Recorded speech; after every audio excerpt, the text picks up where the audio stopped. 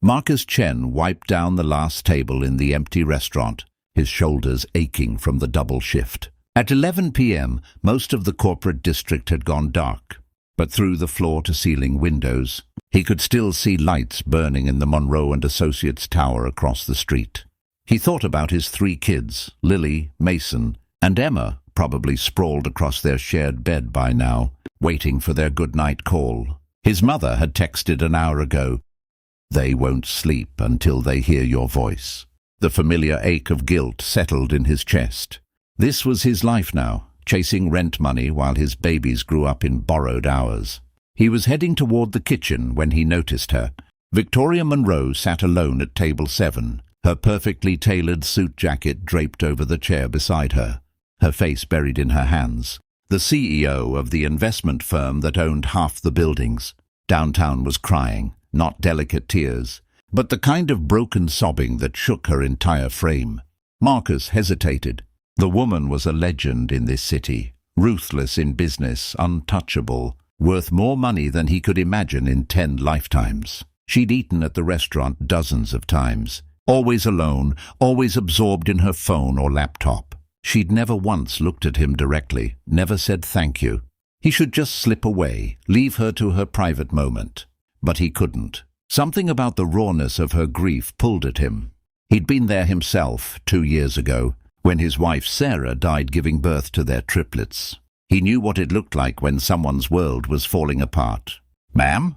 His voice was gentle. "Can I get you anything?" Victoria's head snapped up, mascara streaking her cheeks. For a moment embarrassment flashed across her face, followed by something harder, that familiar armor the powerful wear. "The restaurant is closed. I'll leave." "You don't have to." Marcus pulled out the chair across from her, a move that would have gotten him fired at any other establishment. "And I'm not asking as your waiter. I'm asking as someone who sat exactly where you're sitting." She stared at him, and he watched the defenses crack slightly. "You don't know anything about where I'm sitting." "Maybe not the specifics," Marcus agreed. "But I know what it looks like when the weight gets too heavy to carry alone." Something in his tone must have reached her, because Victoria's face crumpled again. "My daughter," she whispered. "Emma, she's 8. I just came from the hospital." She pressed her palm against her mouth, fighting for control. "The cancer is back. Stage 4 this time. They're saying months, not years." The name hit Marcus like a physical blow. Emma, the same name as his youngest daughter. "I'm so sorry. I've spent the last decade building an empire." Victoria continued, the words pouring out now. "I work 80-hour weeks. I've closed billion-dollar deals. I've never failed at anything in my life. And now I can't save my own child. All this money, all this power, it means nothing. I'd trade every dollar, every building with my name on it, just to have more time with her." Marcus felt his own eyes burning. He thought about his Emma, how she'd wrapped her tiny hand around his finger this morning, how she'd made him promise to bring home chocolate, chip cookies from the restaurant. "How much time do you spend with her now?" Victoria's laugh was bitter. "That's the worst part. I'm always working, always chasing the next acquisition, the next victory. I told myself I was building a legacy for her, securing her future. But what future? I've missed so many moments already, and now..." Her voice broke. "Now I'm running out of moments to miss." "Then stop missing them." Marcus leaned forward. "I lost my wife when my triplets were born. 3 babies, no manual, no partner. I nearly lost my mind those first few months. But you know what I learned? Time doesn't wait for us to be ready. It doesn't care about our plans or our empires. Those kids, they're growing and changing every single day. The only thing that matters is showing up." "I can't just stop working," Victoria protested. But her voice lacked conviction. "I have responsibilities, employees who depend on me. And you have a daughter who depends on you more."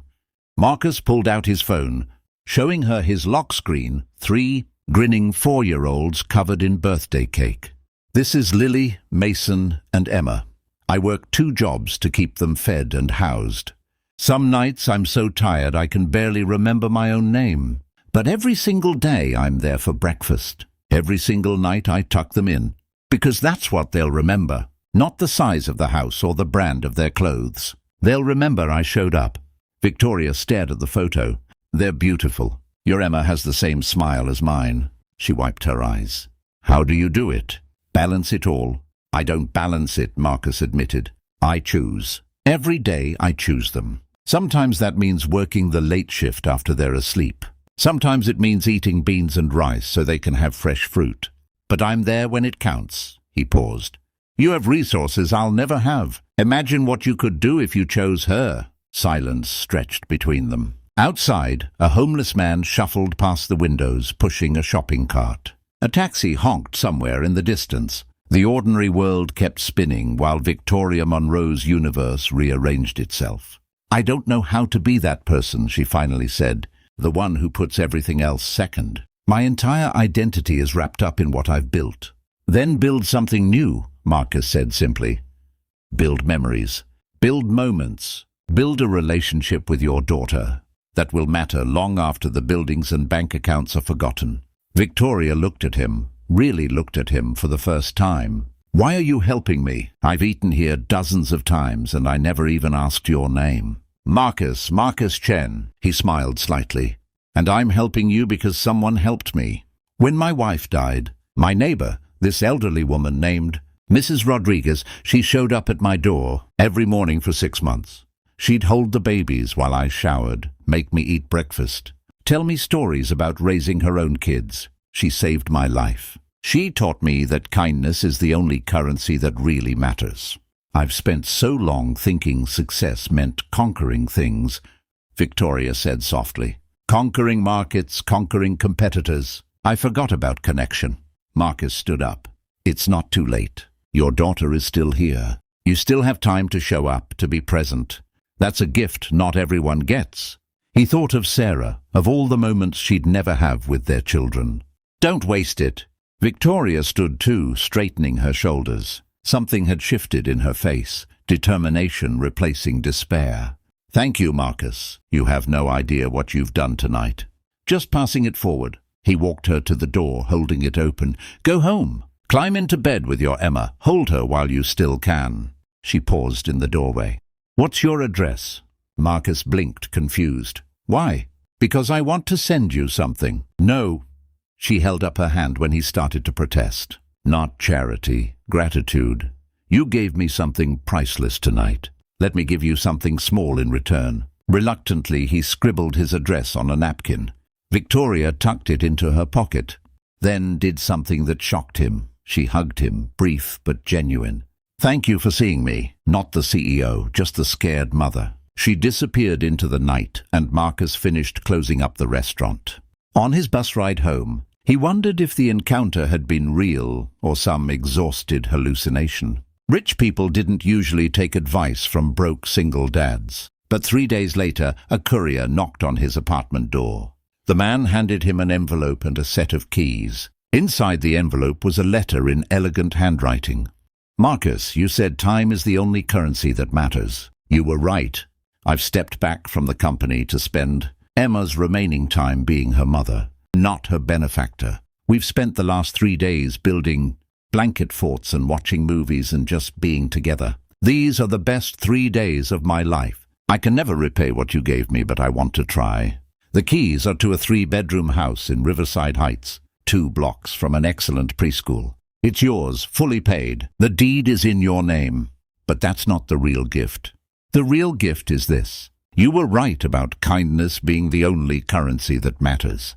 I'm establishing the Sarah Chen Foundation in your late wife's name, dedicated to supporting single parents. I hope it will help others the way you helped me. Thank you for reminding me what wealth really means. Love, Victoria. Marcus sat down hard on his threadbare couch, the letter shaking in his hands.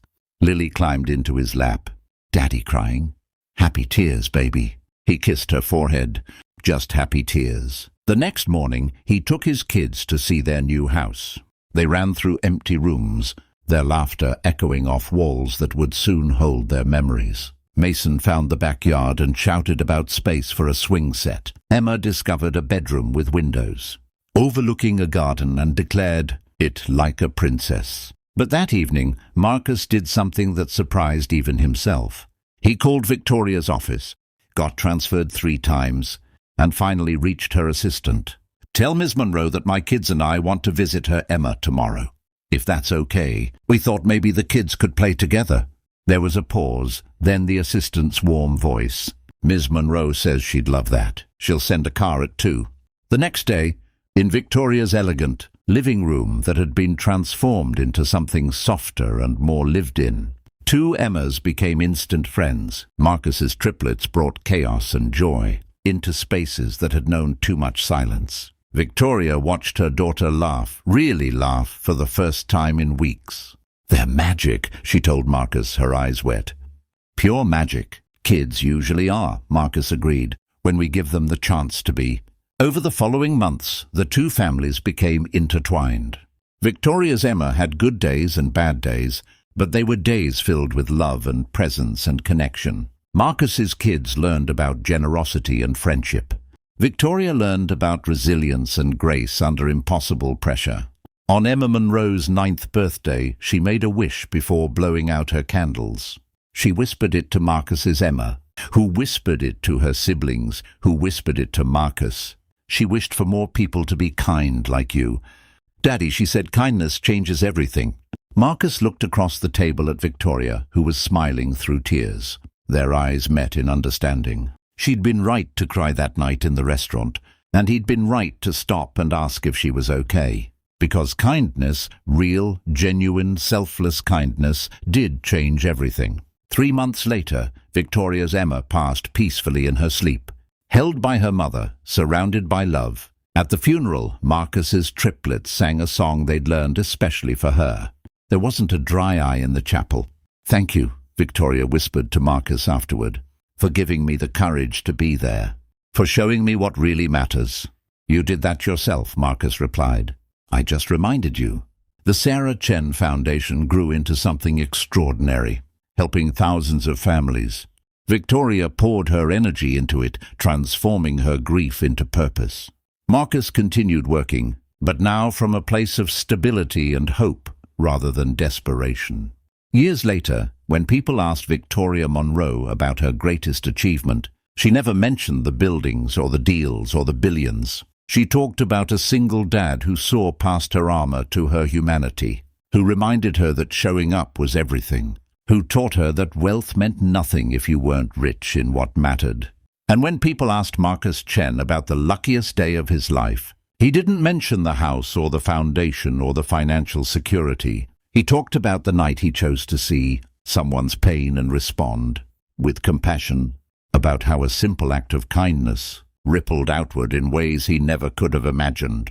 Because in the end, that's what changed everything, not money or power or success, but the revolutionary act of one human being truly seeing another and choosing to care.